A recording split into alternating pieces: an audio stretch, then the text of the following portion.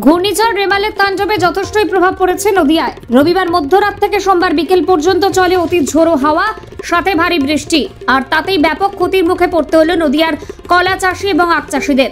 একটানা ঝোড়ো হাওয়ার কারণে মাটিতে লুটিয়ে শুয়ে গেছে কলা গাছগুলি।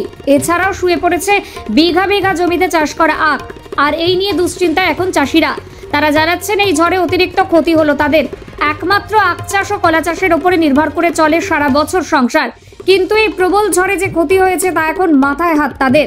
যদিও তারা ঋণ নিয়ে চাষ করে থাকেন, কিন্তু ক্ষয়ক্ষতির সংখ্যা বিপুল পরিমাণে হওয়ায় এখন কিভাবে ঋণ শোধ করবেন সেটাই বুঝতে পারছেন না চাষিরা। Bureau report, news ইভেনাই।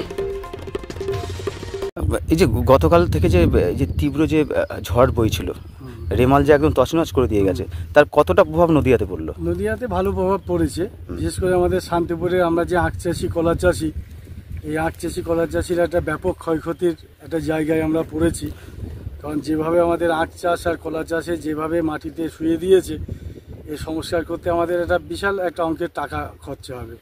কিন্তু এখন যা চাষের অবস্থা, এত টাকা কোথা থেকে সংগ্রহ করে আমরা লেবার নিয়ে কাজ করব। যদি আমরা কোনো সুযোগ সুবিধা সরকারি পাই তাহলে আমাদের একটু ভালো হতো।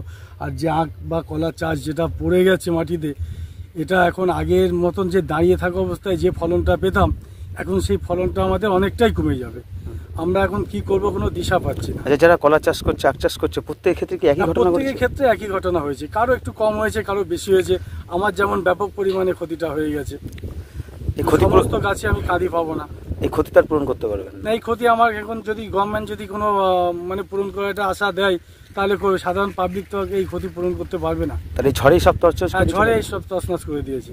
যে অতি হালকা থেকে যে অতি ভারী বৃষ্টি হয়েছে মধ্যরাত থেকে কালকে সারা দিন যে বৃষ্টিটা হয়েছে, তাতে ক্ষতির সম্মুখে আমরা বেশি পড়েছি। আর ব্যাপক তো ঝড়ও হয়েছে। হ্যাঁ, ব্যাপক ঝড় হয়েছে। ঝড়ের কারণেই তো, শুধু বৃষ্টি হলেও তো এটা হতো না। ঝড়ের কারণেই গাছগুলো শুয়ে পড়েছে। আপনার নাম? আমার নাম পবন মহলদার। আপনি চাষি? হ্যাঁ, আমি চাষি।